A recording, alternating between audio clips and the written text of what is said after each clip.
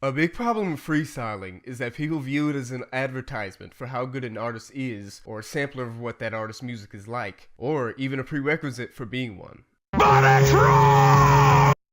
Take for instance Daylyt, the best battle rapper up to this point in history. Some of you less familiar with the scene might remember him from the end of Ab-Soul's album, These Days, where they freestyled against each other and Solo got his ass handed to him. That was tight as fuck. That means he makes good songs, right? Well... Walk with me through the mind of a man who done lost every nigga he grew up with. I'm just a wise nigga. You feeling me? No, my energy low, cause enemies and the cops kill us. Hell, this shit is hell for all of us. Stalling us, back generation, cause black niggas waiting to attack on whack niggas that's hate. This shit is mental.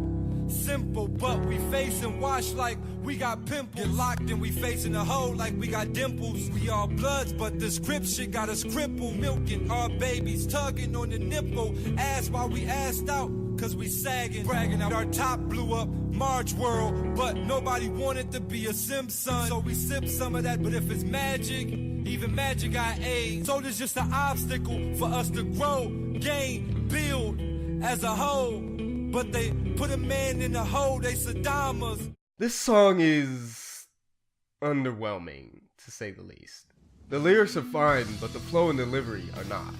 The flow is wonky. He changes cadence at seemingly random intervals. There's not a consistent rhythm, which would be okay for a more energetic song, but for something this soft, it feels off. This is especially jarring in a song this slow in tempo, but the sudden increases in speed distracts from the solemn tone he's going for. He also overlaps his bars a number of times, but it appears to be out of necessity rather than a stylistic choice. Like he's running out of room to say what he wants to say. This is a thing amateur rappers do when they first start recording themselves. The whole thing just comes off like a free verse poem he retrofitted to the beat instead of writing to it. The delivery is even less cohesive.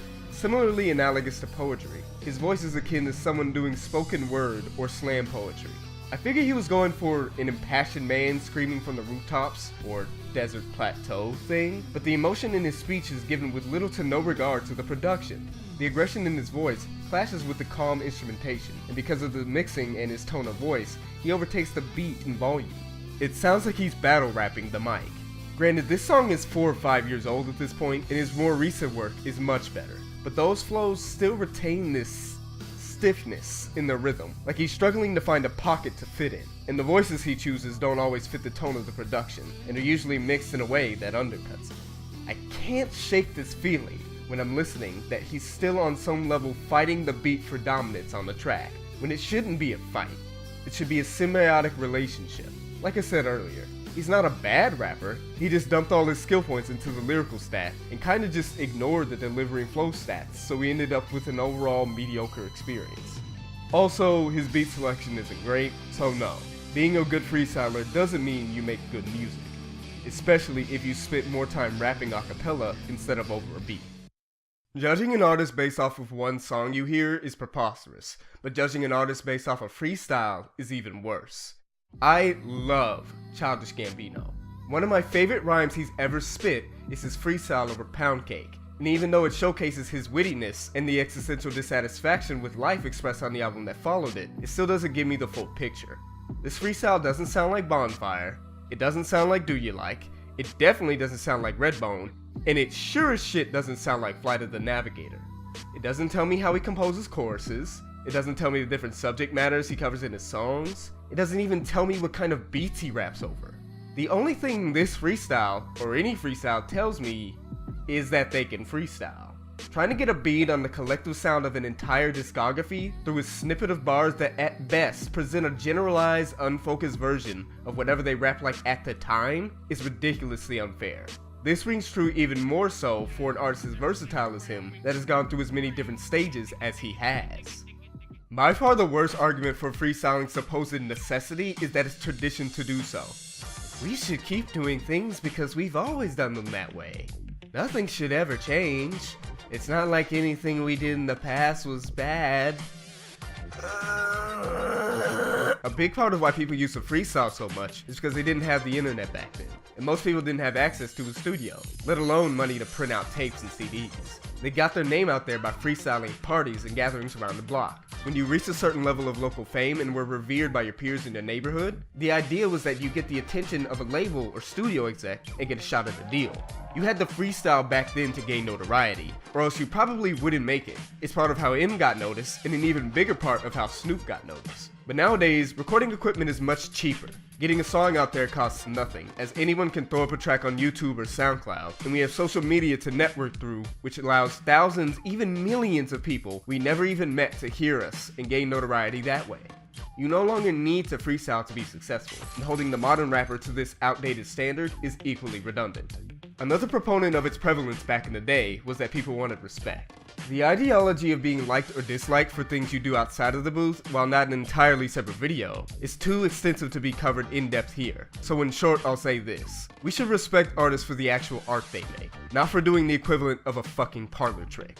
This is not to dismiss freestyling as an art form, but when you come to a musician, you come to them for their music. And then there's this baffling notion that freestyling makes the bars inherently better than when they're written because doing it off the top is cooler and harder to do. Let's say there's a baby trapped in a house fire. One guy goes in and barely makes it out. His shirt is torn, he has burn scars, he comes out stumbling out the house, but the baby is fine. The other guy runs in and is out of there in like 20 seconds. He jumps out the window of the second floor, does a flip in midair before he lands in a split. Impressive, right? Sure, but is the baby okay, nigga? Cause that's all that matters. Is the raps good? It doesn't matter if you have to conduct an occult ritual in which you sacrifice 10 virgins to write your verse, or your rhymes only come to you when you're helping old ladies cross a busy intersection, if the end result is the same. Fuck how impressive or cool your methodology is. There's also this thing called talent that makes it so that a certain thing that usually requires hard work for most people to do is relatively easy for the person that possesses it. Many works of art were made quickly and were fantastic, while others were toiled over for over a year and still came out shit. Effort isn't always the defining factor in the quality of a work.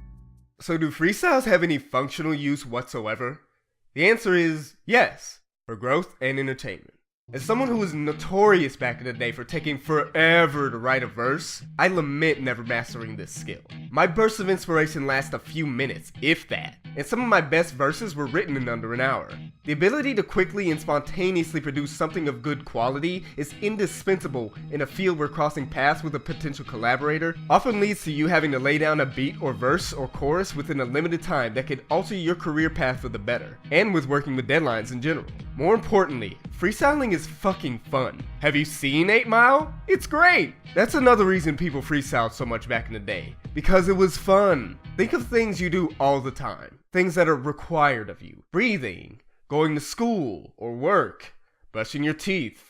Hopefully. Now imagine you doing something you like to do from time to time, the same way you do those other things. You'd probably become bored of whatever activity that is, because repetition often saps the enjoyment out of many things. Making that special something a requirement might eventually siphon any passion you ever had for it out of it. Placing an arbitrary rule onto someone's creativity can actively kill it. While some view it as a challenge and are fueled by this sort of thing, others view it as nothing more than a limitation. Art is freedom. To give a rule set to an artist is the antithesis of art's very nature. No one has to freestyle, but if you like rap and you're smoking and drinking with your pals, then fuck it. Why not? I'm not saying you can't take rap seriously, but rap should be a fun, liberating adventure, not this rigid, straight line for you to walk on. I encourage everyone to freestyle because it helps develop you as an artist and it's a great pastime. So yes, I do think freestyling matters, just not in the traditional sense. If you're gonna freestyle, do it because you want to, not because some old nigga told you to. And with that, I'm gonna play us out with what I think we can all agree is the best freestyle of all time. Real nigga, I got y'all. Hit a nigga, eat a hot dog. AK-47, shoot a nigga. Fuck you and your crew, nigga. Y'all niggas weak as fuck. I come through in a pink ass truck. Big rims, big body. Y'all niggas 12-day shotty. Pow pow to a nigga dome. Run up to a nigga home. Nigga know his bitch a bitch, and I'm a dog. I get a bitch a bone. Bark bark. Can't see a nigga in the dark dark. Ooh. Whoa, whoa, whoa. Hit a nigga quick. Nigga got a problem, make his bitch look a dick. I'm a motherfucking goon ass nigga you don't really wanna fuck with. These niggas not ready, son. These niggas not ready, my nigga. Come on. They stop fucking playing with me. Yo, turn the music down. Turn the music down. Turn the music down.